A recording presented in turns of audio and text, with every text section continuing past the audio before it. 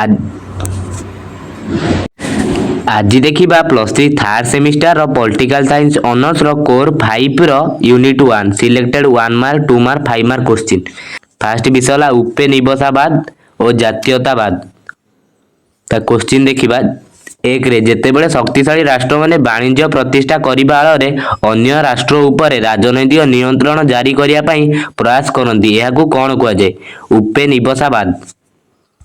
2ରେ ସାଧାରଣତଃ ସାମ୍ରାଜ୍ୟବାଦର ଅନ୍ୟ ଏକ ସ୍ୱରୂପ ହେଉଛି ଉପନିବେଶବାଦ।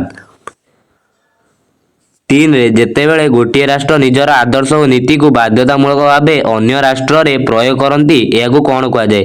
ଆଦର୍ଶଗତ ଉପନିବେଶବାଦ।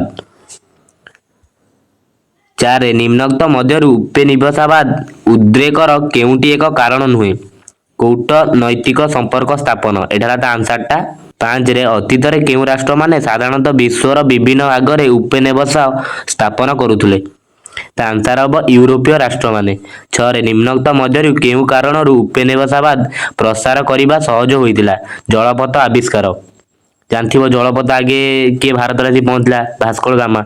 7 ସାଧାରଣତଃ କେଉଁ କାରଣରୁ ଉପନିବେଶବାଦ ସାମ୍ରାଜ୍ୟବାଦରେ ପରିଣତ ହୋଇଥାଏ? ସାମରିକ ପ୍ରଭୁତ୍ୱ। 8ରେ ସାଧାରଣତଃ ଉପନିବେଶବାଦ ବିଲୟର ପ୍ରମୁଖ କାରଣ କ'ଣ? ଜାତୀୟତାବାଦ।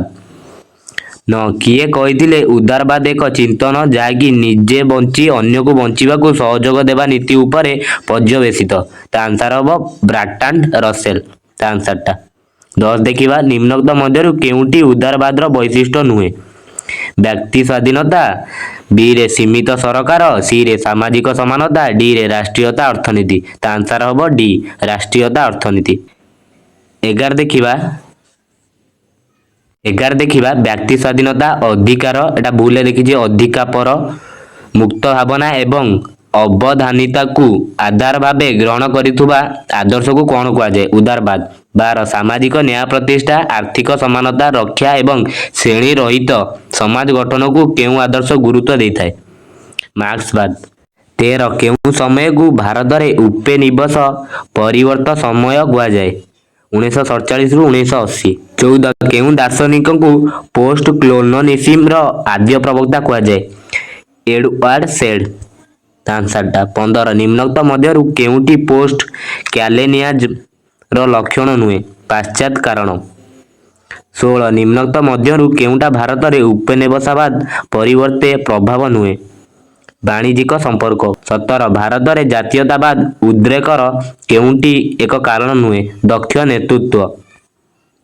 18 ନିମ୍ନୋକ୍ତ ମଧ୍ୟରୁ କେଉଁଟି ଜାତୀୟତାବାଦର ଏକ ଲକ୍ଷଣ ନୁହେଁ? ପାଶ୍ଚାତ୍ୟ ସାଂସ୍କୃତିକ ଅନୁକରଣ। 19 ଦେଖିବା କେଉଁ ଦାର୍ଶନିକ ସାମାଜିକ ବ୍ୟବସ୍ଥାରେ ସୁବିଧା ସୁଯୋଗରୁ ବଞ୍ଚିତ ଗୋଷ୍ଠୀଙ୍କୁ ନିମ୍ନ ପ୍ରଶସ୍ତ ବୋଲି ପ୍ରଥମେ କହିଥିଲେ? ଆଣ୍ଟୋନିଓ ଗ୍ରାମାସ୍କି। 20 ଭାରତରେ ପ୍ରଥମ ଜାତୀୟତାବାଦୀ ଆନ୍ଦୋଳନ ନିମ୍ନୋକ୍ତ ମଧ୍ୟରୁ କେଉଁଟି ଥିଲା? ତା ଆନ୍ସର ହେବ ସିପାହୀ ବିଦ୍ରୋହ 1857। 21 ନିମ୍ନୋକ୍ତ ମଧ୍ୟରୁ ସିପାହୀ ବିଦ୍ରୋହର କେଉଁଟି ଏକ କାରଣ ନୁହେଁ? ତା ଆନ୍ସର ହେବ ଅନ୍ତର୍ବିବାଦ। 22 ନିମ୍ନୋକ୍ତ ମଧ୍ୟରୁ କିଏ ସିପାହୀ ବିଦ୍ରୋହର ମୁଖ୍ୟ ସହଯୋଗୀ ନଥିଲେ? ଟିପୁ ସୁଲତାନ। 23 ଭାରତରେ ଇଂରେଜ ଶାସନ ସମୟରେ ବ୍ୟାପକ ସାମାଜିକ ସଂସ୍କାର ଆଣିବା ପାଇଁ ପ୍ରୟାସ କରିଥିବା ମହାନ ବ୍ୟକ୍ତିତ୍ୱ କିଏ? ରାଜା ରାମମୋହନ ରାୟ। এটা ମନେ ରଖିଥିବ ଇମ୍ପୋର୍ଟାଣ୍ଟଟା। 24 ନିମ୍ନୋକ୍ତ ମଧ୍ୟରୁ କିଏ ଧାର୍ମିକ ସଂସ୍କାର ମାଧ୍ୟମରେ ଜାତୀୟତାବାଦର ଉଦ୍ରେକ ପାଇଁ ପ୍ରଥମେ ଉଦ୍ୟମ କରିଥିଲେ? ତା ଆନ୍ସର ହେବ ଦୟାନନ୍ଦ ସରସ୍ୱତୀ। 25 ବ୍ରହ୍ମ ସମାଜର ପ୍ରତିଷ୍ଠାତା କିଏ ଥିଲେ? ରାଜା ରାମମୋହନ ରାୟ। ଏଇଠି ଦେଖିବା 2 ମାର୍କ କ୍ୱେଶ୍ଚିନ୍। ଉପନିବେଶବାଦ ଅର୍ଥ କ'ଣ? ସାଧାରଣତଃ ଉପନିବେଶବାଦ ଅର୍ଥ ବାଣିଜ୍ୟ ସ୍ଥାପନ କରିବା ଆଳରେ ଯେତେବେଳେ ଏକ ଉନ୍ନତ ରାଷ୍ଟ୍ର ସାମରିକ ଶକ୍ତି ପ୍ରୟୋଗ କରି ଅନ୍ୟ ରାଷ୍ଟ୍ର ଉପରେ ରାଜନୈତିକ କର୍ତ୍ତୃତ୍ୱ ଜାହିର କରନ୍ତି, ଏହାକୁ ଉପନିବେଶବାଦ କୁହାଯାଏ। ଏଟା ମନେ ରଖିଥିବ। ଅର୍ଥାତ୍ ବାଣିଜ୍ୟିକ ଓ ଅର୍ଥନୈତିକ ସମ୍ପର୍କ ସ୍ଥାପନ ହେଉଛି ପ୍ରାଥମିକତା, କିନ୍ତୁ ମୂଳ ଲକ୍ଷ୍ୟ ହେଉଛି ରାଷ୍ଟ୍ରର କ୍ଷମତା ହାସଲ କରିବା। ମୁଁ ଧୀରେ ଧୀରେ ସ୍କ୍ରୋଲ କରିମି, ତୁମେ ପଜ୍ କରିକି 2 ମାର୍କ କ୍ୱେଶ୍ଚିନ୍ ଆଉ 5 ମାର୍କ କ୍ୱେଶ୍ଚିନ୍ ଦେଖିଦେବ। ତା ପୂର୍ବରୁ ଭିଡ଼ିଓକୁ ଲାଇକ୍, ଚ୍ୟାନେଲକୁ ସବସ୍କ୍ରାଇବ୍ କରିଦିଅ। ନହେଲେ ଆମ ଟେଲିଗ୍ରାମ ଗ୍ରୁପରେ ଆଡ୍ ହେଇଯାଅ। ଡେସ୍କ୍ରିପସନ୍ ବକ୍ସରେ ଲିଙ୍କ ଅଛି, ଏଇ ପିଡିଏଫ୍ଟା ସେଠି ମିଳିଯିବ। ମୁଁ ଧୀରେ ଧୀରେ ସ୍କ୍ରୋଲ୍ କରୁଛି, ତୁମେ ପଜ୍ କରିକି ନୋଟ୍ କରିଦିଅ, ନହେଲେ ସ୍କ୍ରିନଶଟ୍ ନେଇଯାଅ। ଏତିକି ତ।